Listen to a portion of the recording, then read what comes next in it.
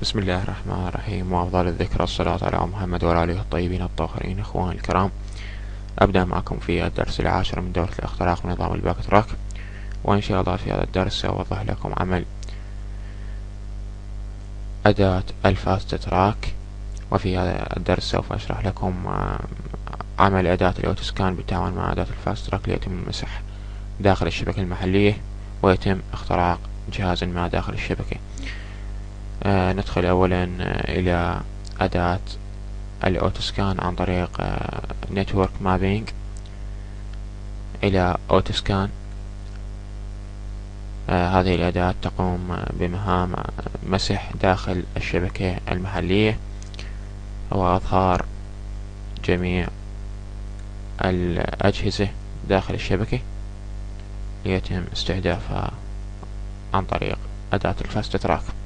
أولا بدأ عملية المسح داخل الشبكة، وكما مبين ظهر لنا مايكروسوفت ويندوز 2000 XP 2003 وجاري البحث عن أجهزة أخرى.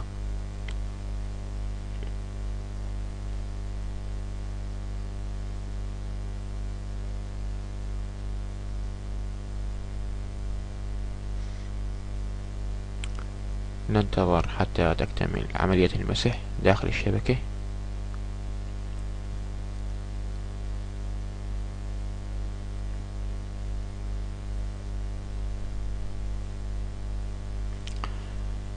تمت عملية المسح بنجاح.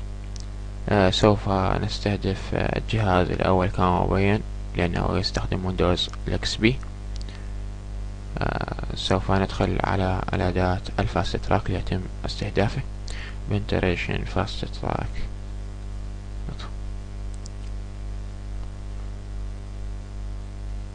سوف أشرح لكم الأداة بأكملها إن شاء الله. أولا الفاست تراك أبديت أي تحديث الأداة. ثانيا أوتوباوند أوتوميشن أي الاختراق الأوتوماتيكي عن طريق الأداة. ثالثا مايكروسوفت سكول تولز أي أدوات قواعد البيانات داخل الأداة. رابعا ماسك لاين سيت أتاك أي هجمة التنين شرس كما نعرفها نحن العرب. خامسا اكسبلويتز أي الثغرات الحاوية لها الأداة. 6 باينري تو هيكس بايلوت كونفرت أي تحويل لغة الباينري الأساسية للحاسب إلى الهيكس بايلوت كونفرت. 7 بايلوت جنريتور أي تكوين بايلوت عن طريق الأداة. 8 فاست تراك تو ريليتس أي دروس الفاست تراك من الموقع الرسمي. 9 فاست تراك تشالنج لوج أي المهام التي قامت فيها الأداة سابقا وتخزينها في ملفات TXT. 10 فاست تراك تشيرتس أي المكونين أو المبرمجين للأداة. واحد المبرمجين كما مبين أمامنا رايتين باي ديفيد كنيدي. 11 اكزايت أي الخروج من الأداة. سوف أختار في هذا شرحنا الخيار الثاني أوتوباوند أوتوميشن أي الخيار الثاني. نضع IP الضحية كما مبين أمامنا. نكتب 192.168.213.1.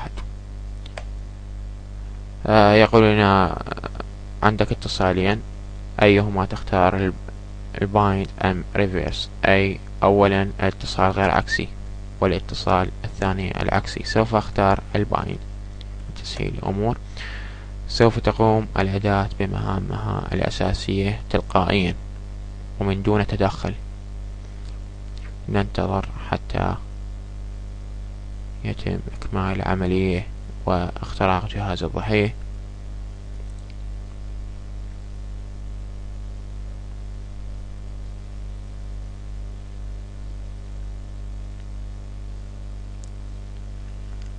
أحب أن أوجه كلمة أن هذا الشرح للأسلوب التعليمي فقط لا للأسلوب التخريبي، وأنا أبرئ ذمتي أمام الله عن أي سوء استخدام من بعض الأشخاص الذين يستخدمونه هذه الدروس في تخريب أمور والتدخل في أمور الناس.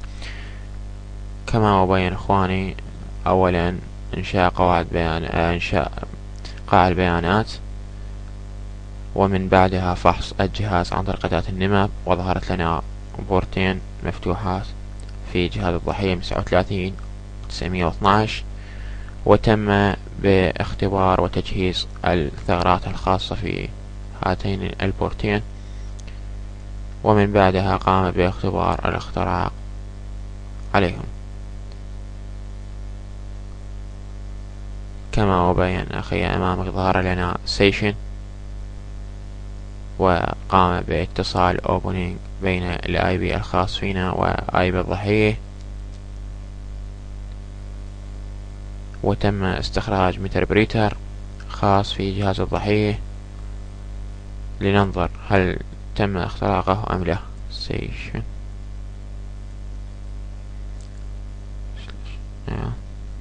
إذن تم اختراقه بنجاح. لندخل إلى المتربريتر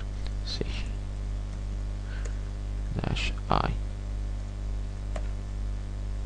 تم الدخول إلى المتربريتر شيل.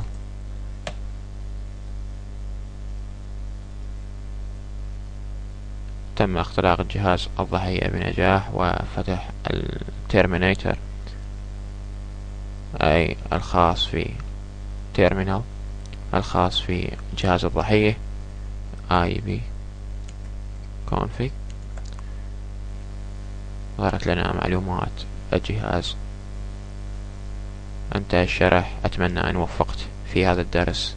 كان معكم هاكر البصري العراقي. نلتقي في دروس أخرى، والسلام عليكم ورحمة الله وبركاته.